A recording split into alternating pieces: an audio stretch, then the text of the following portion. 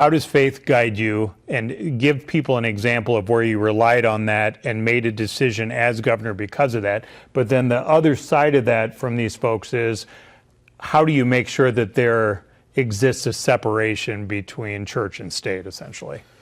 Well, faith in God is just who I am, and my faith is my foundation. It's how I am able to deal with issues when the seas are choppy, when people are gunning for you. I put on that full armor of God, and that allows me to have the strength to be able to lead.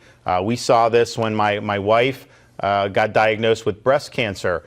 Major thing. I mean, our kids were 4, 3, and 1 at the time. And we didn't know, what was going to happen. The prayers we got from people, not just in Florida, but throughout the country, lifted her spirits. It lifted our family spirits in a way that was really powerful. And I'm a firsthand believer in the power of prayer. And as governor, I think I would not have been able to stand strong during COVID, during some of the fights we had where we beat Disney on the transgender ideology, keeping that out of the schools and the elementary schools, because you got a lot of people that gun for you. And so I think having that faith, the faith in God, really gives you the foundation where you're standing strong for what's right. Now, in terms of how that relates beyond that, I mean, we're a diverse country. I mean, just in Iowa, I've gone to a number of different denominations, and they all have, great traditions, and government needs to be neutral amongst that. I mean, there's not going to be